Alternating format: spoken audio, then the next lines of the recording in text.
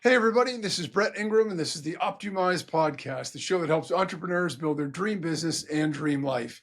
Today, we're talking with Jim Sabellico, entrepreneur, marketing expert, and host of the No Half Cakes podcast. After building multiple 7 and 8 figure businesses, he realized that success isn't just about the money. It's about creating a life that you aren't going to regret later. Now he helps other entrepreneurs redefine success for themselves too.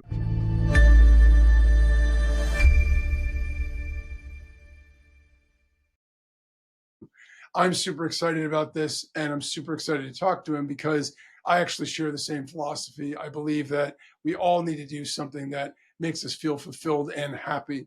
So with that, welcome, Jim, and thanks a lot for joining us. Thank you. It's a pleasure and honor to be here. Thank you.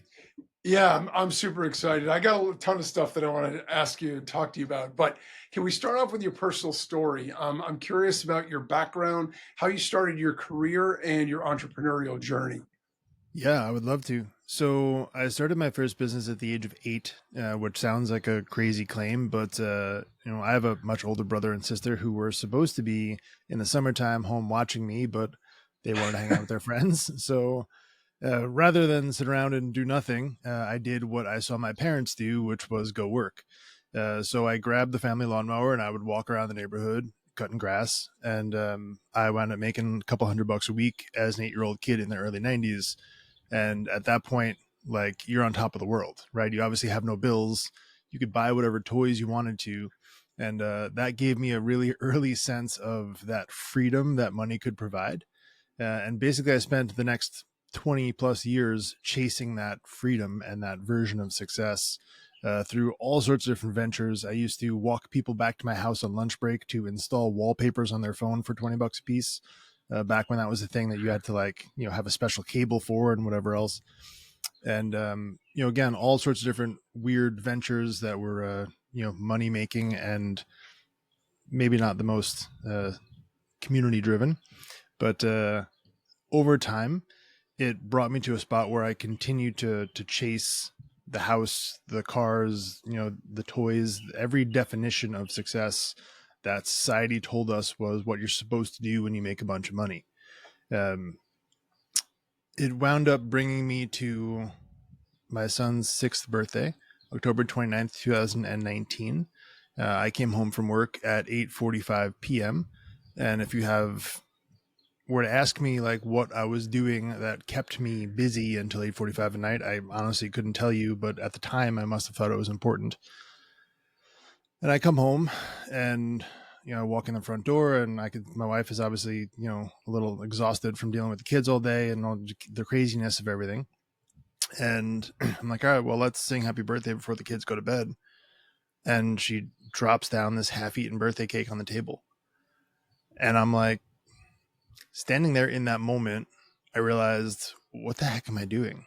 Like, I missed my son's birthday, and for what? Like, I have no relationship with my wife. I'm in the worst physical shape of my life. Like, yes, I've got a nice house, a nice car, and the stuff. But in that moment, the stuff couldn't help me, right? I didn't know who I was, and I realized like something has to change.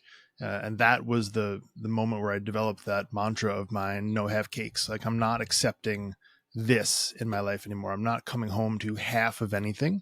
I'm instead of turning my energy toward how do I make more money, I'm turning it toward how do I live and be more present in life. And, now I'm on a journey to kind of share that same philosophy with other people as well. Yeah, I love that. It's funny. We have some eerie parallels in our stories because I actually started mowing lawns too. I was about 12, so you beat me by a few years. But I was doing our own, and I had neighbors stop by and say, "Hey, you did a really good job on that. Like, do you do that?" And I thought, geez, this is a great way to make some money. So I started doing that.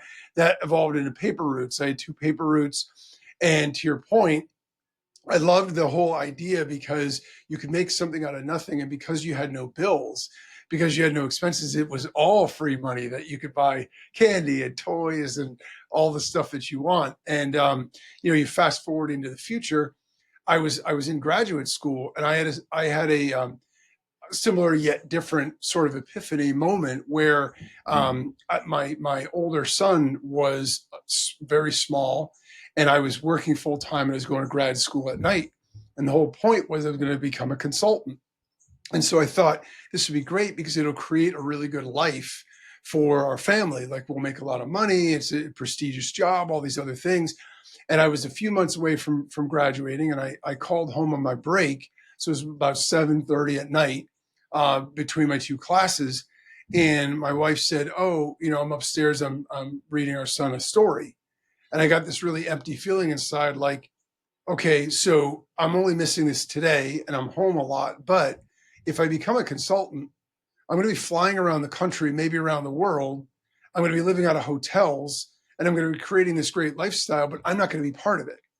And in that moment, I said to myself, I want to do something where I'm present.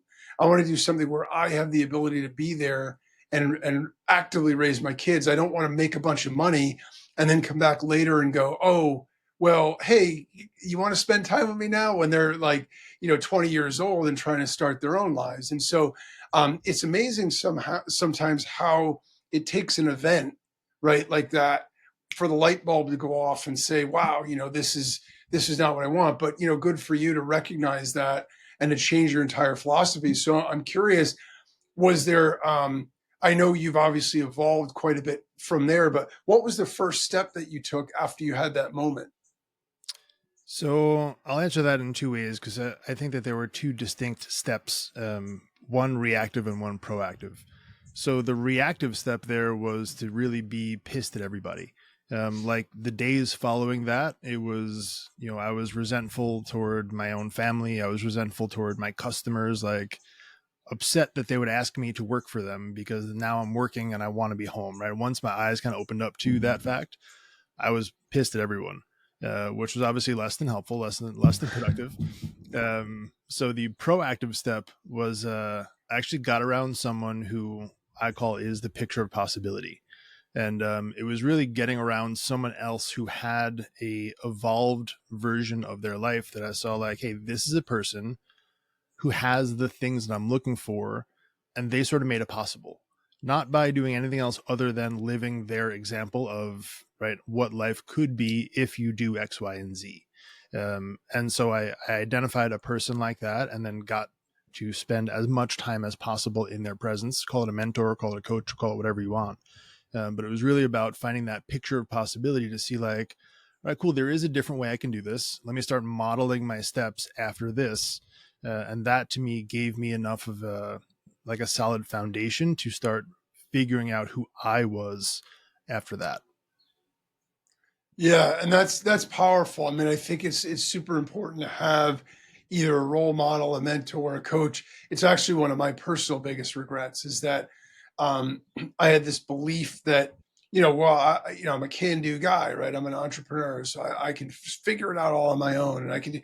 And what I realized in looking back is I cost myself years, maybe decade, maybe 15 years, I don't know, in struggle that I didn't need to have because there were people that already had the answers. There were people that already did it in the way I wanted to do it and had already figured out the problems I was wrestling with. And instead of, taking the easy way and connecting and building relationships and doing all that, I decided to bang my head against the brick wall over and over again until I figured it out.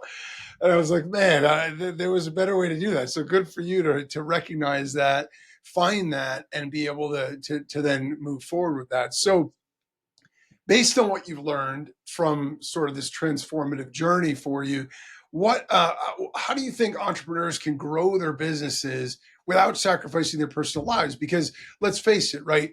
In America, our whole thing is, you got to put your head down, you got to grind, you got to work. And there's obviously some elements of truth to that. But at the same time, how do you find that balance? So I want to answer that question by going back to something you said before, because I think that there's an important distinction to make there with that mentor and that person. It's something that I call apple pie ingredients, banana cream instructions.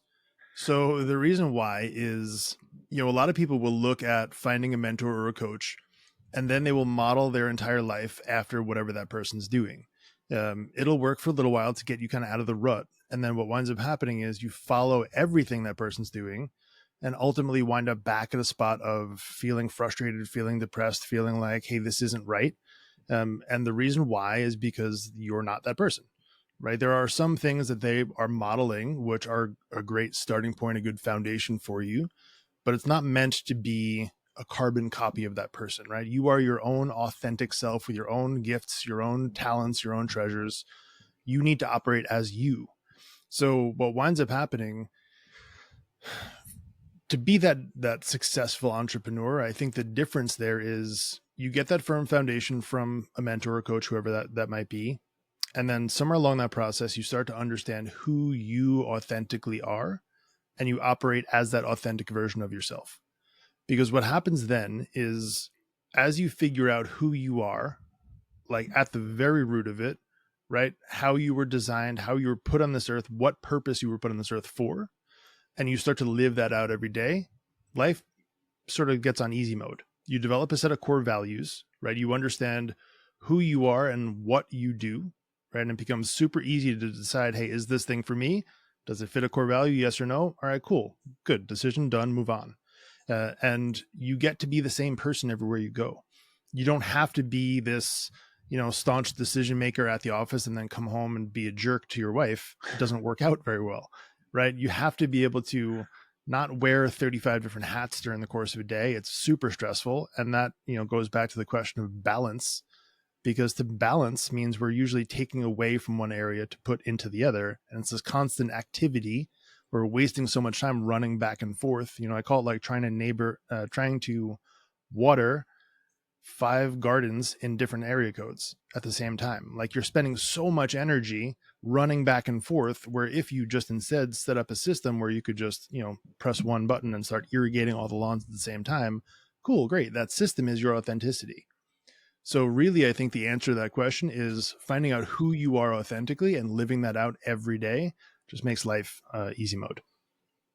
Yeah, I love that advice. I see that, and I think if you really break down sort of the social media universe right now, you see this over and over. One of the things that I've always advised everybody in coaching entrepreneurs or whatever it is whatever it is that you're doing, if it's authentic to who you are, you don't need to think about it consciously to do and to be and to react and to, if you're creating content, if you're doing things that are based on a persona you've created, it's exhausting, it's tiring, it's inauthentic. And so eventually it wears you down because it grates on you and you have to always put up this image that isn't real. And I think it's one of the things, I mean, look, there's a lot of good things about social media. I don't take anything away from that.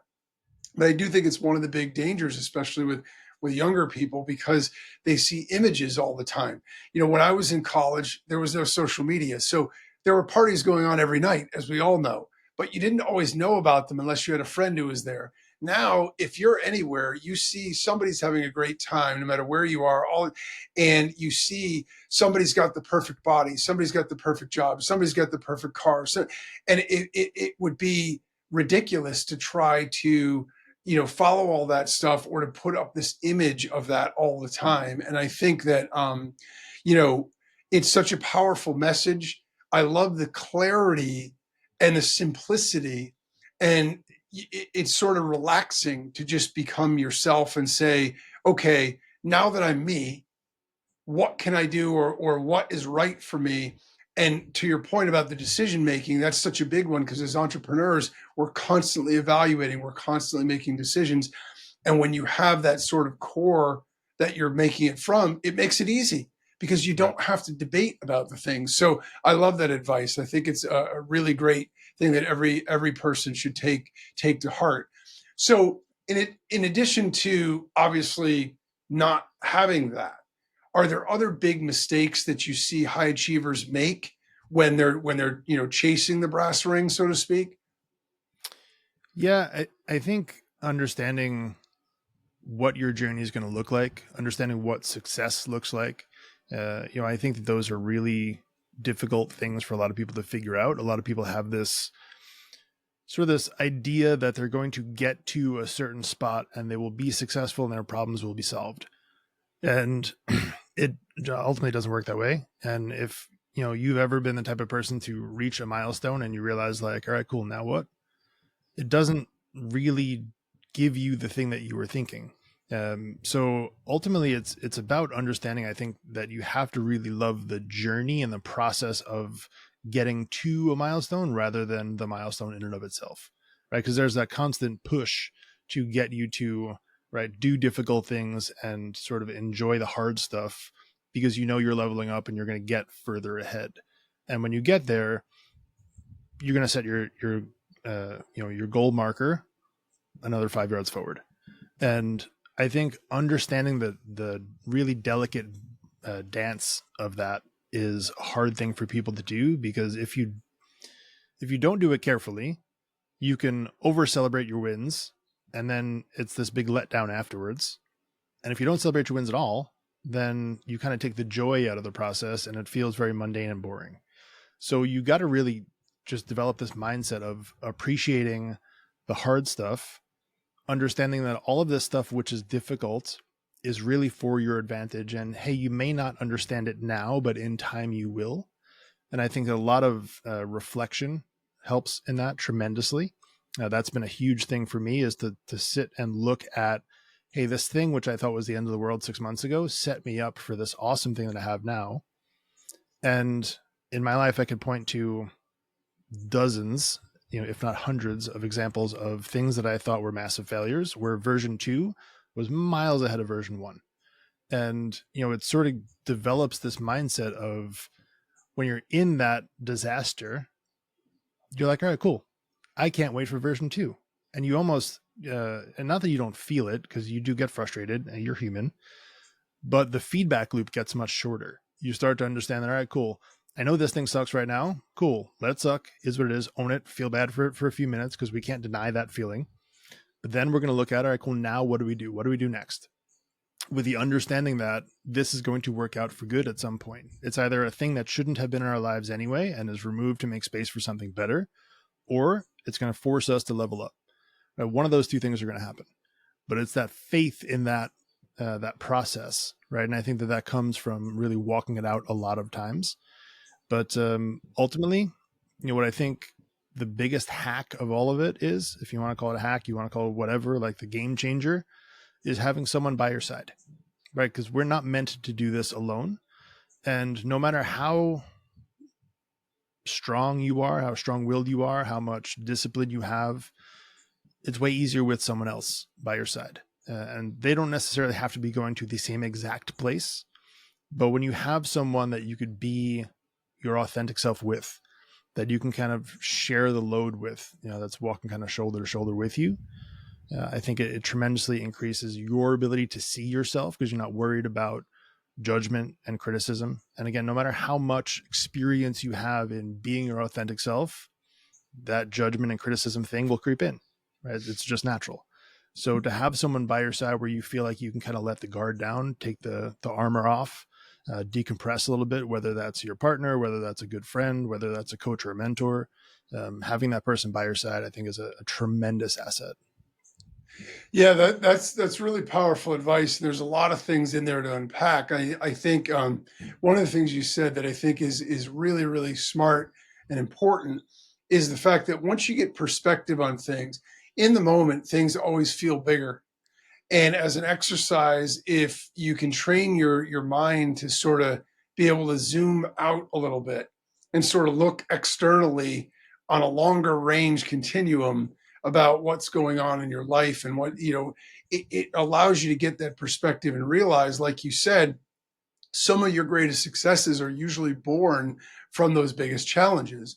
And it's those very challenges that give meaning to the things that we're doing, right? Because anything that comes easy to us, even if it's something that would be really difficult for a lot of other people, it's easy to take for granted because we didn't have to work that hard for it. When you work really hard for something, you appreciate it a lot more, but also it builds your resilience. The more times that you can overcome something, the more times that you can bounce back from failure, disappointment, difficulty, the stronger you feel, and the more self-reliant you become. So then you start to feel like, whatever, it's just another obstacle, I'm going to knock that one down too. So I think all of those things are really, really powerful. And I think that in the context of it all, um, you know we have to be able to focus on the things that are what we want to be able to achieve. And if we could keep that positive mind frame and, like you said, learn from what it is that we're doing and sort of try to increase that cycle time, so we're not stuck in that wallow phase for too long, which isn't always easy. I mean, if things are going badly and you feel like it's something external, sometimes it's really difficult. But oftentimes, like you said, I mean, I think that some of your biggest wins come out of that. And the more times you're able to do that, the more times you're able to overcome things.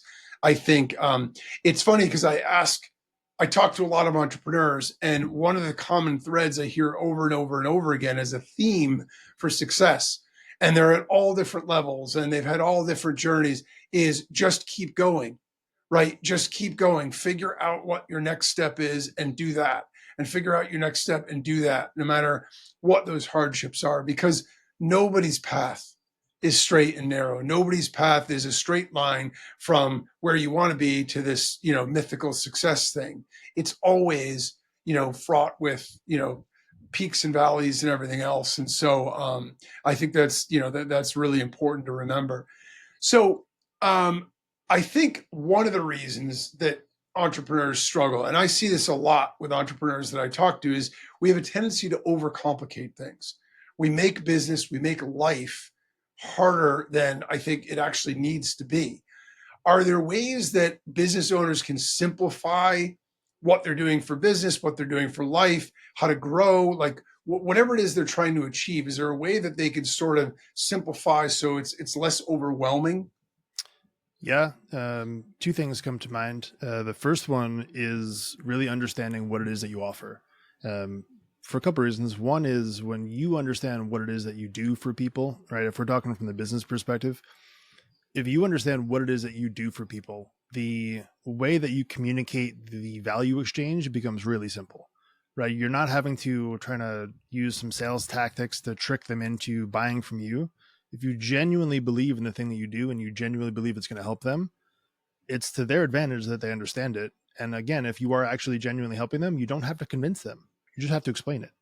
And most people don't buy from you because they have no idea what the heck you actually do. So when you make it simple, right, and you keep it really clear, like, hey, this is what I do, this is the benefit it has. If you hand me $100, you're going to get more than $100 of value back. It becomes a no-brainer, right? That's when like all the stress comes out of sales because it's to everyone's advantage. And it's, I think, really understanding what you do and communicating it well. The other thing I think, which is a tremendous asset, is the ability to have grace.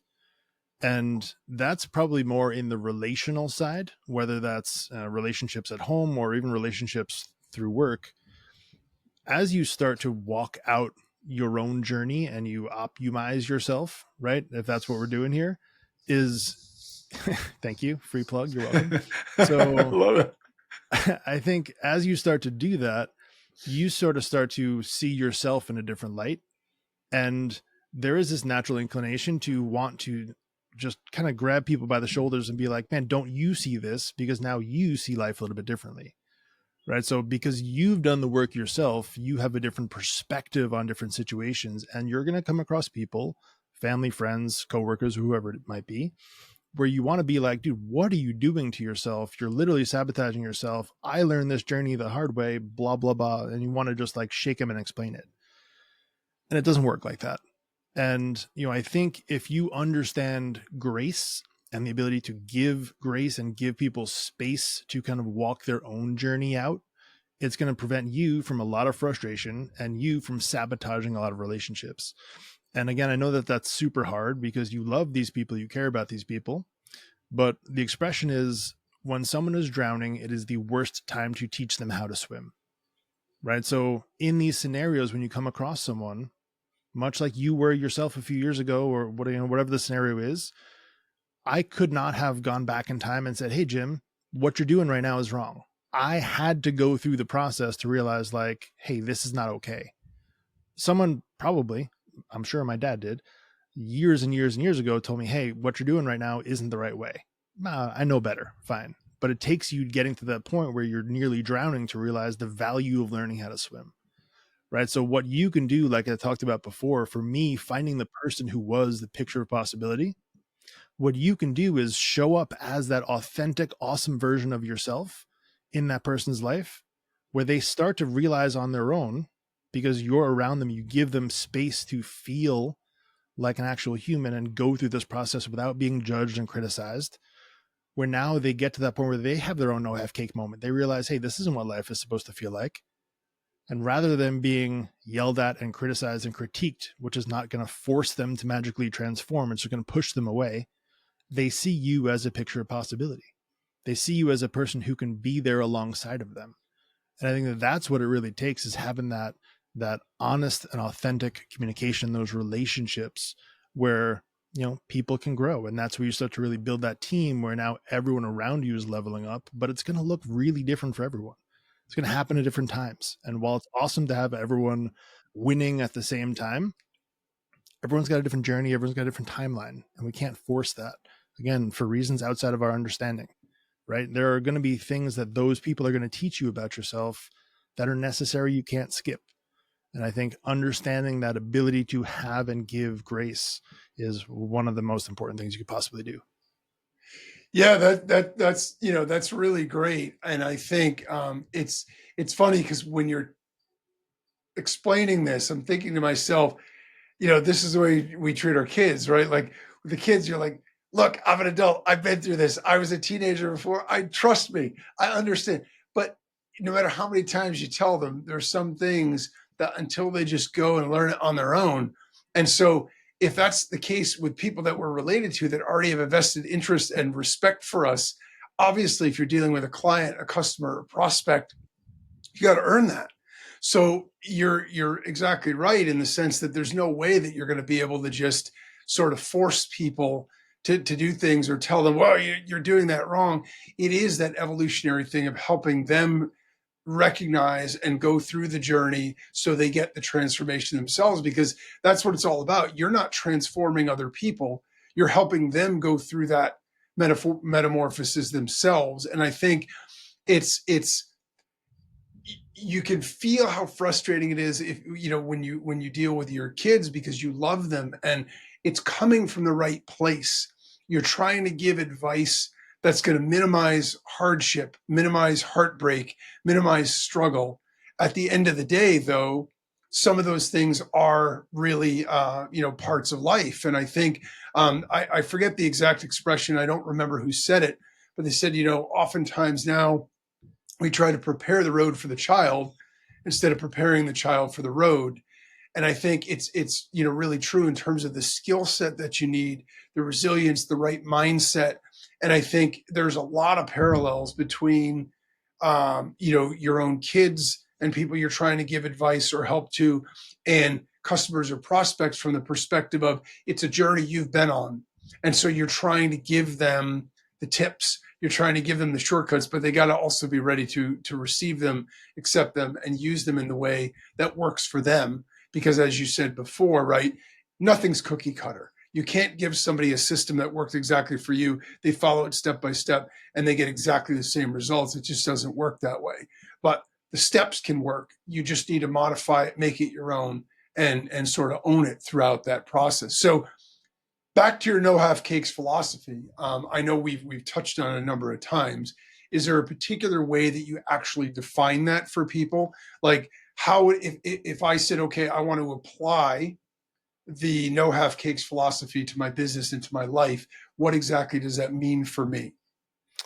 Yeah, great question. So for every person, it's different, right? And it's about kind of understanding, what does that really mean to you, right? So the question that I ask people is, at the end of the day, when you put your key in your front door and you walk into your house, how much of the cake are you coming home to, right? And it's like the visual metaphor of, right, what does your life feel like?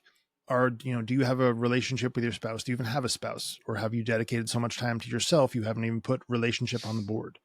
What does your financial situation look like? What does your spiritual situation look like? And kind of, I've broken out into 6 different slices. We'll keep the cake thing going here, which are emotional, physical, so your physical fitness, your relationships, your spirituality, your professional career, and your finances. Right. So we look at all 6 of those areas and figure out, hey, how are you doing in all 6 of these? Where are your strong points? Where are your weak points? Where do we need to grow?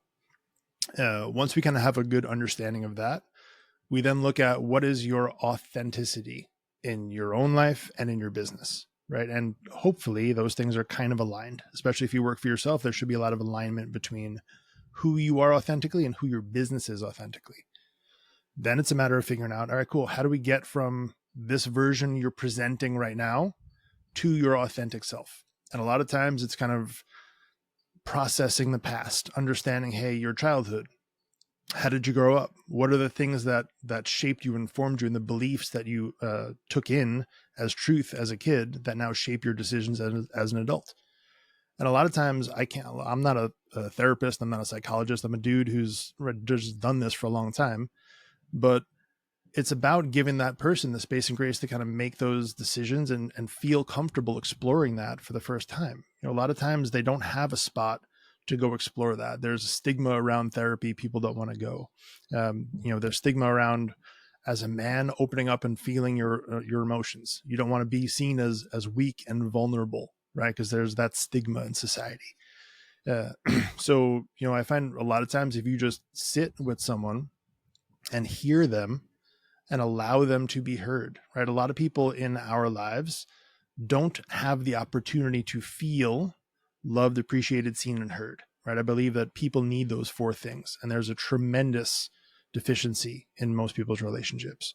So if you can allow someone to feel loved, appreciated, seen, and heard, you can let them start exploring themselves, right? Because they've got those 4 basic needs covered now. They feel comfortable, they feel seen, they feel heard. They're not desperately, trying to one up you in a conversation. And I'm sure you've probably seen this. Anytime you mention, oh, I'm doing such and such, and the other person has this need to kind of jump in and tell you what they're doing, it's usually because they don't feel seen and heard elsewhere in their life. So they need to jump in and feel that validation somewhere else. And when you start, right, putting this sort of thing positively into someone's life intentionally, and you kind of help them feel comfortable with who they are, understanding their current position is not their final position, right? But it's like, if you want driving directions to go to Disney World, and I don't understand what your starting point is, I can't give you directions. I can tell you, all right, you're going to have to get on the highway, but which highway? I don't know where you're starting from, right? So it's kind of understanding who you are authentically where you're at now, but just knowing that that's a starting point. It's not your final destination. It's not a life sentence. It's just where you're at. It's going to look way different for everyone. And I think one of the things that I find works really well is just sharing, my life story. You could look on Wikipedia, you could look on the internet and find out about my highs, right? There's lots of highlights out there. But let me tell you about my lows. Let me tell you about my relationships. Let me tell you about the time we almost got divorced. Let me tell you about all of these things that most people don't want to talk about. I'll open up first, kind of share that and humanize myself. So you feel like, all right, cool. If you told me all that crap, the stuff that I got to tell you is easy. So, I think if you allow other people, again, to feel loved, appreciated, seen, and heard, you take a lot of the stress off the board, and you kind of give them, again, that grace and space to walk shoulder to shoulder with them and be like, all right, cool. Here's where we're at. Here's where we're going. We're going to take this one step at a time, and we're going to keep moving forward. And I think it's really that simple to just help you see who you are, where you want to go, and then just take the next step in that direction, one step at a time. Yeah, I think that's awesome. I have to say, to your point, and this is really funny. So when I was going to start my podcast, I was passionate about it. I was all excited about it. I thought everything through. I'd done all the work. I'm not somebody who struggles to take action, any of that stuff. Yet I hesitated right when got to the point where I was about to start it. And my hesitation came from the fact that my belief at the time was, well, if I'm doing a podcast for entrepreneurs, don't I need to know everything to be able to tell entrepreneurs like what to do? And I was wrestling in my mind over and over. And I literally woke up one morning and I had this light bulb moment where I said, that's not what it is. Nobody wants to hear, nobody wants to be told everything to do. I have to share the journey. I have to share the ups and the downs. I have to be vulnerable, be open, share the process, the journey, the things you go through I don't need to be the best. I don't need to be the most successful. I don't need to have made the most money. I just need to be honest about what it was like for me, what it is like for me. And once that aligned, because the whole purpose of starting it was to help other people recognize that if you're in this journey of entrepreneurship and you're trying to do it and you feel isolated, you feel lonely, right? You feel like you're the only one who's struggling and everyone around you is wildly successful. It's total BS, right? All of us struggle. All of us go through that. All of us have those feelings of isolation sometimes. And that's what I wanted to share anyway. So it's weird that I had this belief that I had to know everything. But as soon as the minute that I came to that realization, the entire thing changed. And I was 100% comfortable going forward because that's all I'm doing is just sharing. And I'm bringing on other people who are experts and have done their things. I'll let them give all the advice. I'm just going to share the process. And I think it's a really powerful point that you make there, because I think that, you know, opening up and letting other people know, hey, how I'm feeling, what I'm going through, other people have too. So it's okay. It's real. It's legitimized. And there are other people like me. And that's a really powerful feeling for making people feel safe, and making people, when people feel safe, that's when they feel like they're able to take risks, grow, and try new things. And I think that's, sort of the basis of it all, which is so important. So how can business owners create more impact, right, with what they're doing, whether it's socially, whether it's professionally, personally, whatever, without just working harder? Because again, we talked about this before. The old adage is, put your head down and just grind, grind, grind. But what ways can we, or what can we do to sort of flip that and have more impact without having to do that as we're running ourselves into the ground? I think the answer there has a lot to do with purpose and kind of understanding what your purpose is. So let me expand on that a little bit, is that I don't know my purpose yet, right? So let me make that clear, because I think there's a lot of pressure that you put on yourself to understand, well, what is my purpose? It's a really hard question to answer. You'll never know. Okay, so let me just take that pressure off of you right now. You will never 100% know your purpose. The max you're going to get to is like 99%, probably on your deathbed. Okay, so let's take the pressure off. You're going to go from 15%, I have some idea what my purpose might be. And over the course of like 2 years of dedicated work, you can get up to like 90%. Going from 90% to 99 is a really slow crawl. And it takes walking it out every day to kind of get a little bit more fine-tuned, just being that authentic version of yourself and kind of walking it out. And you're going to get new hints, new clues, right? People often think that it's like this lightning strike that they get, in this lightning strike of inspiration that helps them kind of understand what life is meant to be for them. And what it really is it's these little glimmers, right, along the way that a lot of times we look past. But there's these little sparkles, these little highlights that come into our life that help us to understand. And if we would open our eyes and pay attention to, hey, that makes me feel great, or, that really aligns with how I really want to help people. When we pick up these little clues along the way, it sums up to something way bigger than a lightning strike ever could be. But oftentimes we're so caught up in just trying to force feed ourselves information to like expect this amazing, huge thing, this revelation, we missed little stuff. So I think it's about understanding what your purpose is. And that comes with a process of really just walking it out, understanding who you are, your authenticity. And when you operate as your authentic self, you start to really pick up on those clues a little bit more. And you can make it more than just the dollars, right? Making money is not the goal of business. The goal of business is helping people. And really, it's as simple as that. So if your goal right now is just to make money, you need to set a different goal. You need to set a different priority that's bigger than you, bigger than just dollars. You need to start to figure out, hey, how do I impact people? And don't be worried if you don't hit the goal. Okay, again, the purpose is not to hit the goal. The goal is just a thing to aim for. And as you get closer to it, you're going to start to refine, hey, what do I like? What do I dislike? Let me refine my goal.